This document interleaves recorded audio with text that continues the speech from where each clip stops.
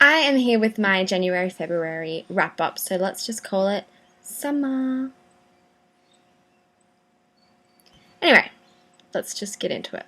The first book that I read for 2016 was The Dalai Lama's Cat by David Michie, and it is the first spiritual novel that I've ever read, and it was so good. It's all told literally from the perspective of the Dalai Lama's cat, and this cat is just like everything that you are, right? And just all the trivial things and all the huge things that it goes through, and contemplating life and everything. It was just so good. And there's two more books, 3 in the series, and I can't wait to read them. Seriously, so good.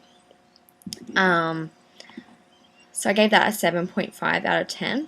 The second book that I read is Who's Afraid by Maria Lewis, and this is a book by an Australian author, and it's about a girl, Tommy, and she works in an art gallery in Scotland, and so she goes from there to New Zealand to find out about her father's heritage, where she finds out that they're all crazy because they think they're werewolves, and she's not a werewolf, so they can't be werewolves because they keep saying she's a werewolf, but she's not.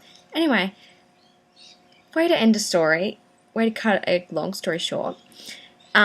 It triggers her werewolf gene, then she changes, has to go back to Scotland and hide her identity, but she's got this obviously gorgeous protector that comes and helps her train, and there's a lot of tension and family drama and issues that I won't go into, but if you read the book, you really enjoy it. It was very fast-paced, and I really enjoyed it. I gave it a 7 out of 10.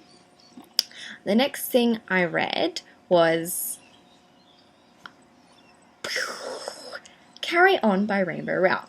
And as you may know, if you've been following me for a while, I adored Fangirl. It was like everything, mostly, that I felt in life was in Carry On. And so I was super excited to read Carry On. Everything I read in Fangirl was like spot on, so I couldn't wait to get to read Carry On to see if it was spot on.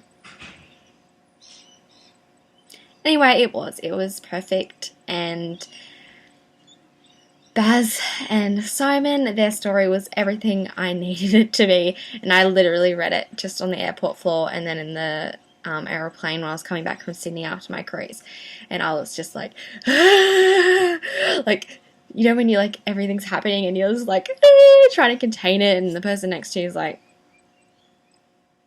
can I change seats, air hostess, please? That was me. I was the freakazoid. But it was amazing, and yeah, so if you don't know what it is, it's the fanfic that Kath writes in Fangirl. It's the story of Baz and Simon, and it's just so good. And I gave it an 8.5.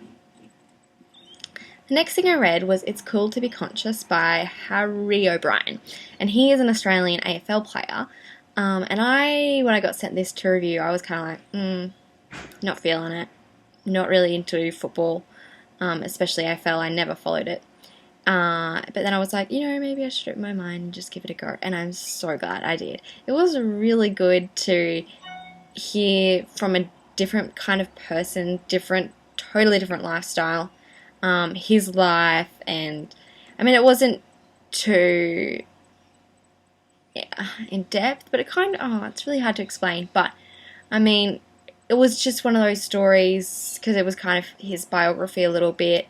It was a nice, easy read, and I think I learned a lot about myself just from allowing myself to read it and opening my mind and allowing myself to enjoy it, and I gave it a 6.5.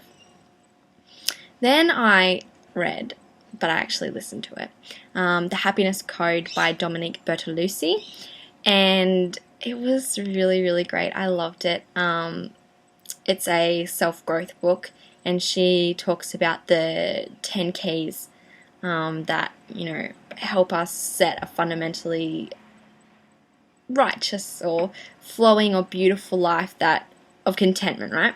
And I just really, really enjoyed it. I listened to it on my phone while I was walking.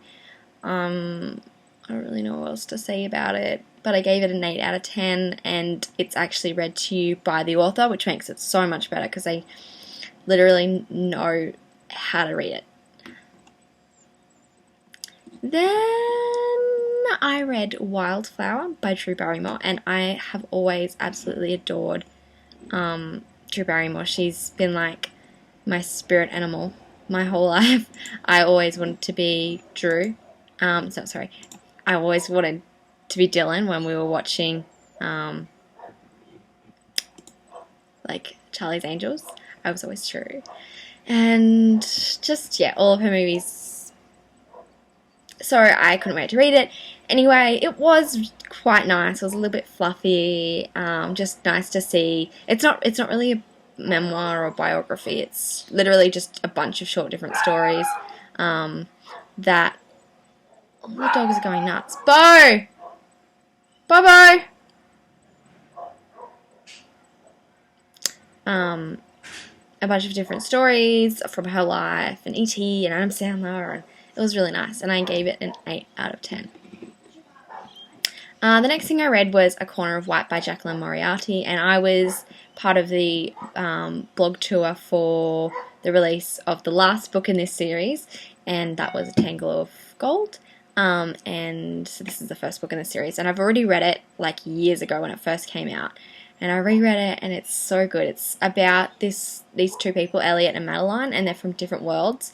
Madeline's from Cambridge in the UK, and Elliot is from the Kingdom of Cello, and there's like a crack in between the worlds, and so they can send letters through, and they're communicating, and in Elliot's world there's magic, and there's these colours, and they're like, the colours are kind of like, they kind of attack, if that makes sense. They kind of blow in through the wind. And also the winds change the weather, like instead of it being, summer, spring, every 3 months, it changes day to day. Like you might have summer for a week and then spring, and you might have autumn for 3 weeks. It just changes. It's sporadical, right? And so I really loved rereading it, and I gave it an 8 out of 10. And then I read Radical Self-Love by Gala Darling. And it was a really different self-growth book. She's quite quirky, and some of her ideas are a bit left field, or right field. I honestly don't know the difference between left field and right field. Maybe someone could explain that. Anyway, I liked reading it, and I don't know if we would be great friends, but I respect her opinions, and I did learn a little bit about myself, as always, whenever I read any book, whether it's self-growth or anything. And I gave it a 7.5 out of 10. And so all up, that was like... I just exited my thing. I think it was about 1, 2, 3, 4, 5, 6, 7, 8. So 8 books across 2 months. Obviously, it's a lot less than what I'm used to reading, but it's still pretty good because I set my reading challenge at half of what it was last year, just because I knew I would be crazy busy with everything that's going on this year. And yeah, so that is my summer wrap up. Let me know what you read throughout those 2 months. As always, send me an email, tweet me, whatever. I love hearing from you guys. So stay amazing, and I will see you very soon. Bye.